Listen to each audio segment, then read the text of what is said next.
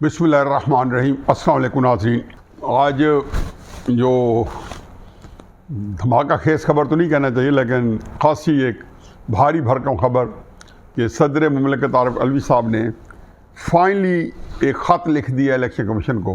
वो मैं बाद में बताऊँ कि वो कहता क्या है, क्योंकि वो ख़ासा एक कन्फ्यूज़िंग सा ख़त है। उसकी थोड़ी सी तफसील से बात करें तो समझाया जा सकता है। लबाब यह है कि बज़ाहिर लगता है कि उन्होंने 6 नवंबर को इलेक्शन कराने के लिए इलेक्शन कमीशन को कहा है, जो कि अच्छी बात नहीं है।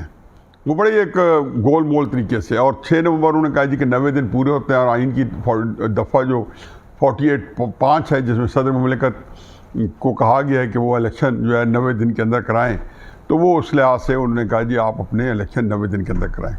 अच्छा, ये तो बात हो गई है। फिर ये ख़त जो है ज़ाहिर है कोई 8 के करीब इसके अंदर पैराग्राफ हैं या पॉइंट्स हैं। तो ये पॉइंट नंबर 3 के अंदर ये कहा गया है। पॉइंट नंबर 8 जो है वो इससे ज़्यादा दिलचस्प है। लेकिन उससे पहले मुझे तहरीक इंसाफ के बड़े एक चोटी के या बड़े अहम लोगों ने एक बात की और कहा जी कि डॉक्टर आरिफ अलवी जो है बड़े जल्द ख़त लिखने वाला है, क्योंकि इमरान खान साहब की तरफ से वो ख़त मैसेज मिला है। हो सकता है मैसेज ना भी मिला हो, क्योंकि इमरान खान साहब पता नहीं किसी वकील के लिए भिजवाया होगा, वो उन तक पहुँचा होगा नहीं पहुँचा होगा। तो मैंने कहा जी एक मैसेज तो वहाँ पे हमारे 2 बड़े गए थे, चंद हफ्ता 10 दिन पहले सदर मुमलिकत को मिले थे आरिफ अलवी साहब को सदर हाउस में। तो वो भी तो एक बात होगी, और ज़ाहिर है वो इसी बारे में कहा है कि उन्होंने कहा होगा कि आप बहुत सारी बातें ना करें, क्योंकि आरिफ अलवी साहब 3-4 दिन पहले टेक्निकली रिटायर हो चुके हैं। लेकिन आइन कहता है कि जब तक नया सदर मुंतखब नहीं होता वो अपने ओहदे पर काम करते रहेंगे। अब इस तनाज़ुर में ये देखें कि जब 2 बड़े गए होंगे तो इसमें 2 राय नहीं है कि उन्होंने साथ ये भी कहा होगा कि हजूर ये ना हो कि जो है तरीके से कि आप रिटायर हो गए हैं और अगर आप चाहें कंटिन्यू करें, इस तरह करें कि बस कोई हमारे कोई सिस्टम जो हम काम कर रहे हैं, जो ऑपरेशन कर रहे हैं, उसको भी नुकसान ना पहुँचे और आप भी अपना काम करते हैं और हम भी अपना काम करते रहें। और क्रक्स ये होगा किसी देश से इलेक्शन जो है उसके अंदर आरिफ अलवी साहब को अपनी तारीखों के सिलसिले में कोई मधानी ना चलाएं। यही चीज़ जस्टिस साहब के गोशगुजार किया होगा कि जो बहुत जो है नज़ा वाले इशूज़ हैं, मसलन मिलिट्री कोर्ट्स हैं या इलेक्शन के ऊपर कोई ऐसी बात है तो उससे वो परहेज़ी करें। अब बज़ाहिर तो अलवी साहब ने लगता है कि बड़ा ज़बरदस्त ख़त लिखा, और पूरे हर TV चैनल के ऊपर आज डिस्कशन में आ रहा है कि जी अलवी साहब का ख़त आया है और उन्होंने कह दिया कि जी इलेक्शन कराएं, और एक बहुत बड़ा आइनी बहरान हो गया। आइन जो है उसके अंदर 2-3 चीज़ें। एक तो खैर जनरल किस्म की टर्म है, आर्टिकल 218(3), जिसमें कहा गया है कि इलेक्शन कमिश्नर जो है वो उसकी ये जिम्मेदारी है कि फ्री फेयर दायरेदारी के साथ लेवल प्लेइंग फील्ड इसके मुताबिक इलेक्शन कराए।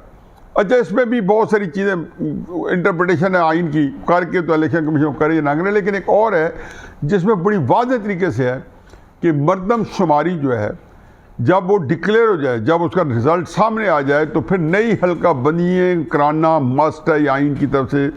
ये भी कहा गया है कि आप आइन इसके बारे में पाबंद करता है। चुनाचे एक तरफ आइन सदर मुमलिकत को कह रहा है जी, जो कि ज़ाहिर है कि जिन हालात में कहा होगा उसमें ये कहा होगा कि ये तो आम हालात हैं कि 90 दिन के अंदर इलेक्शन कराएं। दूसरी तरफ वही आइन कह रहा है कि जब नई मरदमशुमारी जो है उसके अदाद शुमार जो हैं वो फाइनल हो जाएं या उसका इलामिया जारी हो जाए, तो फिर आपको नई हल्का बंदियाँ करना ये आपका आइनी तकाजा है। चुनांचे इलेक्शन कमीशन इसके ओर में ये जो है हल्का बंदी करेगा, और हल्का बंदी के बाद ये इलेक्शन कराएगा। और उन्होंने बता दिया कि हम 30 नवंबर की बजाय 20 नवंबर तक हल्का बंदी कर लेंगे और फिर इलेक्शन कराएंगे। मैं इस बारे में दोबारा कह दूँ कि मुझे तो हकीकत यह कि ये जिन्होंने इलेक्शन कराने हैं ना, उनको भी नहीं पता कि वो फरवरी के अंदर इलेक्शन करा पाएंगे या नहीं करा पाएंगे। राना सवाल साहब भी कल फरमा के गए कि ये इलेक्शन फरवरी के अंदर हो रहे हैं। बिलावल साहब ने तो मैंने कल भी अपने ब्लॉग किया कि उन्होंने ऐलान जंग कर दी है, बज़ाहिर इसलिए कि उनको ये लगा है कि इस्टेब्लिशमेंट जो है वो उसका झुकाव मुस्लिम नून की तरफ है, और बेशुमार चीज़ें जो हैं वो ऐसी हो रही हैं कि जो उनके हक़ में नहीं जा रही हैं और उनके ख़िलाफ़ जा रही हैं बहुत सारी चीज़ें। इस सूरत हाल के अंदर जहाँ पे बिलावल साहब जो है वो अपने तौर पर शेख पाए और वो एक तकरीबन जो 2-3 हफ्ते बाद आप देखेंगे कि जो बयानी और 2-3 दिनों में उन्होंने ऐसे गोलमोल करके दिया, वो बड़े बड़े डार्क तरीके से आएंगे। इसको थोड़ा सा और आगे चलाएं कि राना सनाउल्लाह साहब का जो कहना कि जी फरवरी इलेक्शन होंगे, तो ये बात हतमी है कि हकीकत ये है कि ये हो सकता है इस वक्त एस्टेब्लिशमेंट जो कि एक ही बंदा है वहाँ पे फैसला करने वाला आज जनाब मुनीर साहब, क्योंकि ये उनका डिसिप्लिन का तकाजा है, इसका कमांड एंड कंट्रोल है, वो है इसी तरीके से कि एक बंदे को सारे फैसले करने हैं। निगरान हुकूमत तो एक जिसको कहना चाहिए बस ठीक है मौजूद है, जिनको मैनेजर्स कहना चाहिए, ये जो मैनेजरियल जॉब कर रहे हैं। अब आसिम मुनीर साहब को खुद भी नहीं पता, डेफिनेटली मैं कहता हूँ, ये मान लेता हूँ, और बिल्कुल ऐसी सूरत हाल होगी कि फरवरी के अंदर ये सारे ज़रूरी तौर पर इलेक्शन कराने चाहते हैं। लेकिन चूँकि तरजीहात उसमें मैंने हमेशा कहा कि इस वक्त तरजीह पहली जो है इमरान खान साहब का मामला जो है इधर जो उधर करना है, उनके साथ कोई मामला फहमी हो जाती है, कोई डील हो जाती है, वो बाहर चले जाते हैं, नहीं होती तो फिर उनके साथ क्या सलूक करना है, ये सारी चीज़ें तय हो जाएंगी तो फिर इलेक्शन की तरफ बढ़ेंगे। तो फरवरी के बाद ज़मीनी हक़ाइक़ हो सकता है आज वाले ना हो, क्योंकि इसलिए कहते हैं ना कि साल के बाद सियासत के बारे में ये कहना कि यही होगा कि इमरान खान साहब पॉपुलर होंगे, नवाज शरीफ साहब पॉपुलर होंगे, फला, ये मुमकिन नहीं है।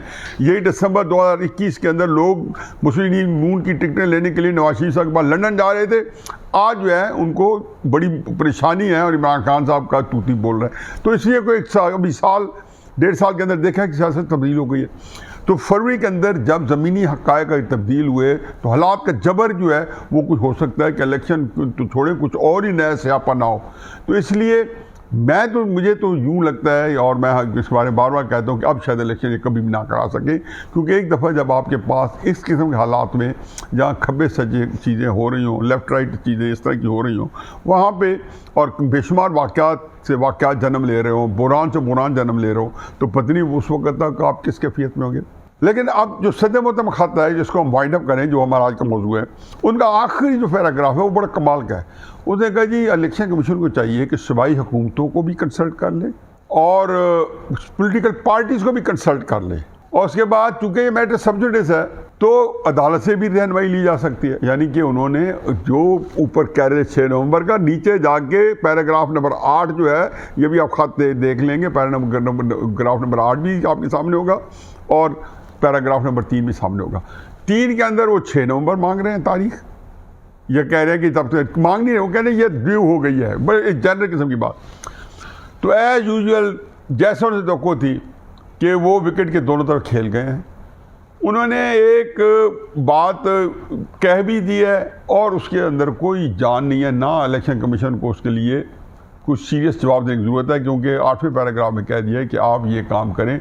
वो लिख देंगे जी हाँ जी हम सूबाई असम्बली हुकूमतों से भी कंसल्ट कर रहे हैं, पॉलिटिकल पार्टी से भी कंसल्ट कर रहे हैं, और सुप्रीम कोर्ट के अंदर सब जुडिस मैटर है उस तरह के बैकग्राउंड में, और हल्का आइन कहता है जी कि नई हल्का बंदियाँ भी हो जाए। ये सारा करने के बाद हम आपको, ये सारा कुछ करने के बाद हम इंशाल्लाह इलेक्शन कराने के काबिल हो जाएंगे। और फिर वो कहता है ना, कल किसने देखी है, पता नहीं क्या हालात होते हैं। सदर मोहतरम ने एस्टेब्लिशमेंट की भी आसूदगी हासिल कर ली है, और एक ऐसा ख़त जिसके कोई असरात नहीं है, जो कोई इम्पैक्ट नहीं है, जो कोई आईनी बुरहान नहीं पैदा कर रहा, तहरीक इंसाफ वालों को भी उन्होंने कोई ना कोई एक आसरा दे दिया है और दरमियान से निकलने की कोशिश की है। निकल पाते हैं नहीं निकल पाते, आने वाले दिन बताएंगे। वमाल एन एल ब्लॉक।